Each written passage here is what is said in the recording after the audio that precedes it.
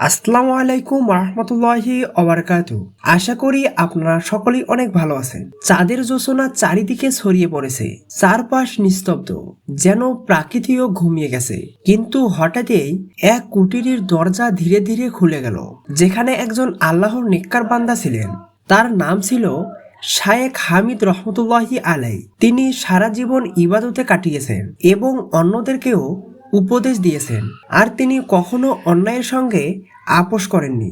সেই রাতে তিনি গভীর ঘুমের মধ্যে ছিলেন, কিন্তু তখন তিনি একটি ভয়ঙ্কর স্বপ্ন দেখতে পান। একটি বিশাল কবরস্থান, বাতাস থমথমে, যেন কোনো এক অজানা শক্তি এর নিয়ন্ত্রণে আছে। তিনি দেখতে পেলেন একটা বিরাট সাপ, যার লম্বা শরীর গাছের শাখার মতো জড়িয়ে আছে। তার দুটো চোখ ভয়ানক আগুনের মতো জ্বলছে। সাপটা ধীরে ধীরে একটা নির্দিষ্ট কবরের দিকে এগিয়ে গেল। হঠাৎ সেই সাপের ভেতর থেকে বেরিয়ে এলো এক ছায়া মূর্তি। তার গলা থেকে গর্জনের মতো শব্দ বের হচ্ছে, আমার সময় শেষ হয়নি, আমি ফিরে আসব। হামিদ রহমতুল্লাহি আলাইয়ের ঘুম ভেঙে গেল। তিনি ভয়ে বসে পড়লেন। তিনি বুঝতে পারলেন এটি কোনো সাধারণ স্বপ্ন নয়। পরের দিন সকালেই তিনি ফজরের নামাজের পর গ্রামের মানুষদেরকে ডাকলেন। মসজিদ ভরে গেল লোকজনের কোলাহলে। একজন বলে উঠল, শায়েখ, কি হয়েছে? আপনার চেহারা এত ফ্যাকাশে কেন?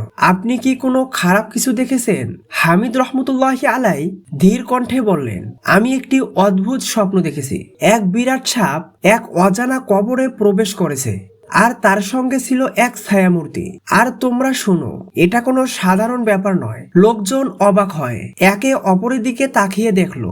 কেউ একজন ফিসফিস করে বলে উঠল, কোনো অভিশপ্ত কবর কি আবার জেগে উঠল?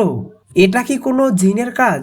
এক বৃদ্ধ ব্যক্তি কাঁপা কাঁপা কণ্ঠে বললেন, হে শায়েখ, হয়তো এটা সেই কবর যেখানে এক অভিশপ্ত রাজা শায়িত আছে। মসজিদ জুড়ে চাপা গুঞ্জন ছড়িয়ে পড়ল। লোকজন কৌতূহল ভরে একে অপরের দিকে তাকিয়ে থাকলো। শায়েখ হামিদ রহমতুল্লাহি আলাই ধীরে ধীরে লোকজনের দিকে তাকিয়ে বললেন, ভাইরা, আমি নিশ্চিত এই স্বপ্ন কোনো সাধারণ স্বপ্ন নয়। নিশ্চয়ই আল্লাহ তাআলা কোনো ইঙ্গিত দিচ্ছেন। আমাদের সাবধান হওয়া দরকার। এক যুবক দাঁড়ালো, তার নাম ইমরান। সে বলল, হুজুর, আপনি বলুন, আমরা কি করব? এই অভিশপ্ত কবরের কাছে কি আমাদের যাওয়া উচিত? শায়েখ হামিদ রহমতুল্লাহি আলাই কিছুক্ষণ চিন্তা করলেন, তারপর বললেন, এই ব্যাপারে আরো ভালোভাবে খোঁজ নিতে হবে। আমরা কোনো অনুমানের ওপর ভিত্তি করে কাজ করতে পারি না। আগে জানা দরকার এই কবর আসলে কি আছে। এই কথা শুনে একে অপরের দিকে বিশাল ভরা দৃষ্টিতে তাকিয়ে রইল। ঠিক তখনই এক বৃদ্ধ সামনে এগিয়ে এলেন। তার নাম হাকিম সাহেব। তিনি গ্রামের সবচেয়ে জানে ও অভিজ্ঞ মানুষের একজন। তিনি বললেন, আমি ছোটবেলায় আমার দাদার কাছ থেকে এক ভয়ঙ্কর কাহিনী শুনেছিলাম। সেই কাহিনী এই অভিশপ্ত কবরের সঙ্গে জড়িত। গ্রামের সকলেই তার দিকে তাকিয়ে থাকলো। তখন সেই বৃদ্ধ আবার বললেন, এই কবরে শায়িত রয়েছে এক অভিশপ্ত রাজা। সে ছিল অত্যন্ত জালিম, কিন্তু একদিন আল্লাহর এক অলির জাদু ধ্বংস করে দিলেন। কিন্তু তারপরেও সেই রাজাকে হত্যা করা সম্ভব হয়নি। তবে তাকে ভয়ঙ্করভাবে কবরের ভিতরে বন্দী করে রাখা হয়েছিল। বলা হয় তার সঙ্গী ছিল এক বিরাট দানবীয় সাপ, যা তার মৃত্যুর পরেও কবরের পাহারাদার হিসেবে রয়ে আছে। কিন্তু এরপর হামিদ সাহেব একটু চুপ করে থাকলেন। তারপর বললেন, বলা হয় প্রতি 100 বছর পর সেই সাপ আবার জেগে ওঠে, এবং যদি কেউ তার কবরে প্রবেশ করে তাহলে সে আর জীবিত ফিরে আসে না। এই কথা শোনার পর মসজিদে এক মুহূর্তের জন্য কেউ শব্দ করল না। সবার মনে আতঙ্ক বাসা বাঁধল। তখন শায়েদ হামিদ কণ্ঠে বললেন, আমাদের ভয় পাওয়া উচিত নয়। আমরা আল্লাহর উপরে ভরসা রাখবো। আজ রাতেই আমি সেই কবরে যাব এবং রহস্যের সমাধান করব, ইনশাআল্লাহ। এই কথা শুনে সবাই চমকে উঠল। কেউ একজন বলে উঠল, না হুজুর, এটা খুবই বিপজ্জনক। আমরা আপনার সঙ্গে যেতে চাই। কিন্তু শায়েখ মৃদু হাসলেন এবং বললেন, না, আমার সঙ্গে শুধু একজনই যাবে, সেটা ইমরান। সে সাহসী এবং দৃঢ় ঈমানের অধিকারী। এরপর রাত গভীর হলো। চারিদিকে চাঁদের আলো ছড়িয়ে পড়েছে, কিন্তু সেই আলোয় কবরস্থান ভয়ঙ্কর দেখাচ্ছে।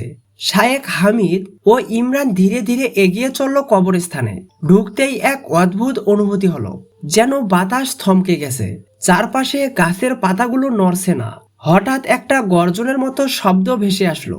ইমরান থমকে দাঁড়ালো এবং সে বলে উঠল, হুজুর, আপনি কি শুনতে পারছেন? শায়েখ হামিদ চোখ বন্ধ করলেন, কোরআনের আয়াত পড়তে লাগলেন। কিছুক্ষণ পর আবার সেই একই শব্দ, এবার শব্দটি আরো জোরালো। তখন শায়েখ হামিদ বললেন, আমরা সঠিক জায়গায় চলে এসেছি। এরপর আরেকটু এগিয়ে যেতেই তারা দেখা পেল সেই কবরের, সেটি অন্যান্য সব কবরের চেয়ে একটু বড় আকারে, চারপাশে কালো পাথরের দেয়াল দিয়ে ঘেরা। তারা কবরের সামনে দাঁড়াতেই এক বিরাট ছায়া নড়ে উঠল। ইমরান ভয় পেয়ে বলে উঠল, হুজুর, এটা কি? তখন সেই ছায়ার ভেতর থেকে এক জ্বলন্ত চোখ দেখা গেল, বিরাট সাপ। এটি ধীরে ধীরে মাথা তুলল, তার লম্বা শরীর কবরের চারপাশে ঘুরতে লাগলো, চোখের মধ্যে আগুনের মতো আভা। তখনই সেই ভয়ঙ্কর সাপ গর্জন করে এলো, তোমরা এখানে কেন এসেছো? তোমরা চলে যাও, না হলে ধ্বংস হয়ে যাবে।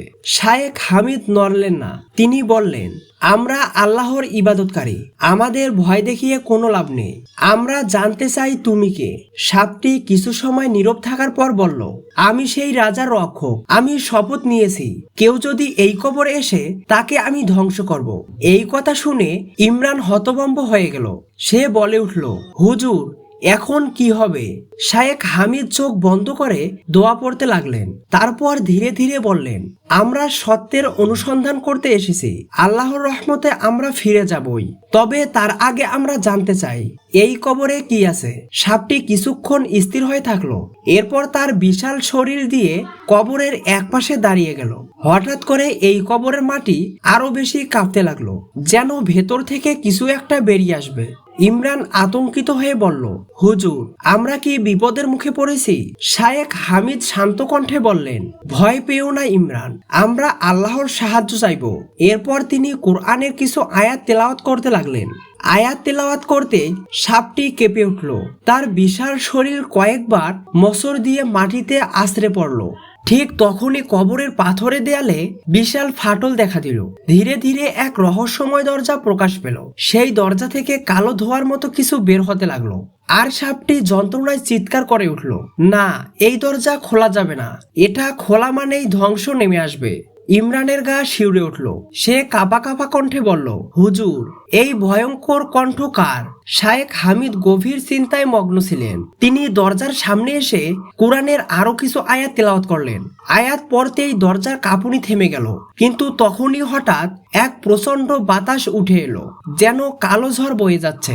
এরপর সেই দরজা থেকে বেরিয়ে এলো এক ভয়ঙ্কর ছায়ামূর্তি। তার উচ্চতায় একজন মানুষের দ্বিগুণ, আর তার চোখ দুটো যেন জ্বলন্ত আগুন।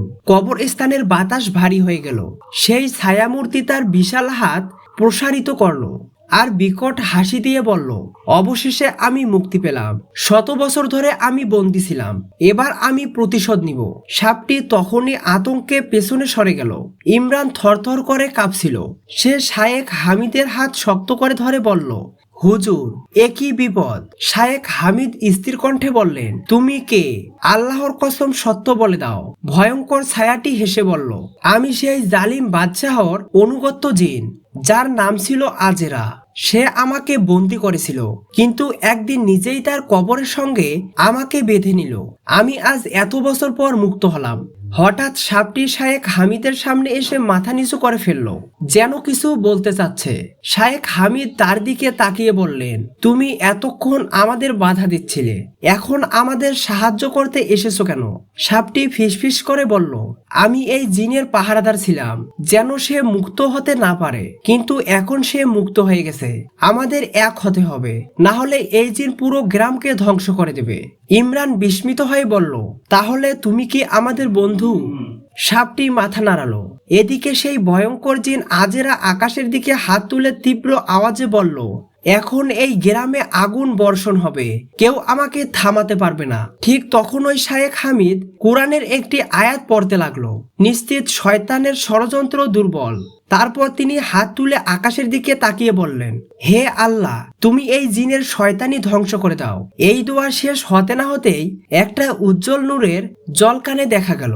ভয়ঙ্কর জিন আজেরা চিৎকার করে উঠল, না, এটা কি হচ্ছে? আমি তো ছিলাম শক্তিশালী। তার বিশাল দেহ ধীরে ধীরে কমতে লাগলো আর সে বেদনায় চিৎকার করতে লাগলো। সাপটি তখন ফোঁস করে বলল, এটা তার শাস্তি। সে এতদিন বন্দী ছিল, এখন সে সম্পূর্ণ ধ্বংস হয়ে যাবে। ভয়ঙ্কর জিন আজেরা ধীরে ধীরে কুকড়ে যাচ্ছিল। তার গগন বিদরে চিৎকারে পুরো কবরস্থান কেঁপে উঠল। বাতাসে যেন আগুনের গন্ধ ভেসে আসছিল। ইমরান বিষয়ে বলল, হুজুর, এটা কি হচ্ছে? শায়েখ শান্ত কণ্ঠে বললেন, আল্লাহর কালিমার শক্তির সামনে কোনো শয়তান টিকতে পারে না। ইমরান, আজ তার দম্ভ চূর্ণ হবে। আজেরা তখন আর্তনাদ করতে করতে বলল, না, আমাকে শেষ করো না। আমি সত্য কথা বলতেছি। এই কবরের নিচে শুধু একটা রাজা ছিল না, আরো একটা ভয়ঙ্কর শক্তি লুকিয়ে আছে। ইমরান থমকে উঠল, কি আরো কিছু আছে? সাপটি তখন দ্রুত সামনে এলো। তার চোখে এক অদ্ভুত দৃষ্টি। সে ফস করে বলল, তুমি মিথ্যা বলছো না? আজেরা কষ্টে বলতে লাগলো, আমি সত্যি বলছি। সেই রাজা শুধু এক সাধারণ জাদুকর ছিল না, সে এক শয়তানি শক্তির মালিক ছিল, যা করে অমর করার জন্য তার আত্মা বিক্রি করেছিল। আমি ছিলাম তার দাস, কিন্তু আমিও বন্দী হয়েছিলাম তার চক্রান্তে। শায়েখ হামিদ চোখ বন্ধ করে গভীর চিন্তায় মগ্ন হলেন। বেশ কিছুক্ষণ পর তিনি বললেন, তাহলে আমরা এখনো আসল বিপদের সামনে দাঁড়িয়ে আছি। এই কবরের নিচে নিশ্চয়ই আরো কিছু লুকিয়ে আছে। তারা যখন কবরের দিকে তাকালো, তখন হঠাৎ একটা জায়গায় অদ্ভুত নকশা দেখা গেল। মনে হচ্ছিল একটা লুকোনো দরজা। শায়েক এগিয়ে এসে কোরআনের কিছু আয়াত পড়তে লাগলেন। বলুন, সত্যি এসেছে এবং মিথ্যা বিলীন হয়ে গেছে। নিশ্চয় মিথ্যা বিলীন হবার জয়। এই আয়াত পড়তেই দরজা কেঁপে উঠল, তারপর ধীরে ধীরে খুলতে লাগলো। দরজা খোলার সঙ্গে সঙ্গেই ভেতর থেকে প্রচন্ড কালো ধোঁয়া বেরিয়ে এলো।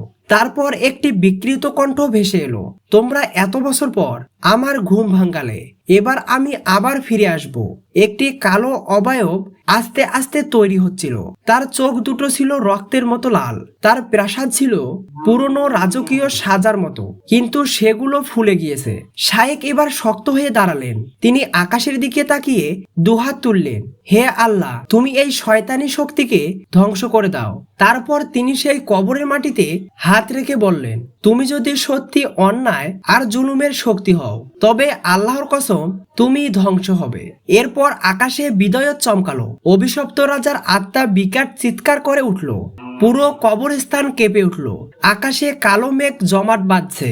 তখন সেই অভিশপ্ত রাজা জ্বলন্ত চোখ নিয়ে বলে উঠল, আমাকে কেউ থামাতে পারবে না। আমি ফিরে আসব, আমি ফিরে আসব। আমার রাজত্ব আবার শুরু হবে। তার কণ্ঠে ছিল এক ভয়ঙ্কর প্রতিধ্বনি, যে ধ্বনি পুরো পৃথিবীকে কাঁপিয়ে তুলল। শায়েখ হামিদ রহমতুল্লাহি আলাই সাহসের সঙ্গে এগিয়ে গেলেন। তিনি এক মুহূর্ত দেরি না করে কোরআনের আয়াত পড়তে শুরু করলেন। এই আয়াত উচ্চারণ করার সঙ্গে সঙ্গেই পুরো কবরস্থান এক তীব্র আলো বিস্ফোরিত হলো।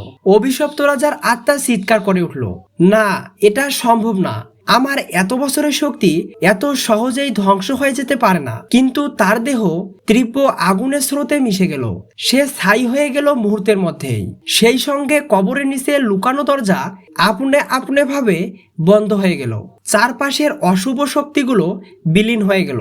আজেরা সেই ভয়ঙ্কর জিন, যার হৃদয় এতদিন শয়তানের বন্ধনে ছিল, সে এখন মুক্ত। সে ধীরে ধীরে মাথা নিচু করে শায়েখ হামিদের সামনে বসে পড়ল এবং বলল, তোমরা আমাকে মুক্ত করলে। আমার 100 বছরের অভিশাপ শেষ হলো। আমি আল্লাহর দাস হয়ে নতুন জীবন শুরু করতে চাই। শায়েখ হামিদ বললেন, তাহলে যাও, আল্লাহর পথে ফিরে এসো। এরপরে আজেরা এক দীর্ঘ শ্বাস ফেলল। তারপরে একটা সাদা ধরা আকার নিয়ে অদৃশ্য হয়ে গেল।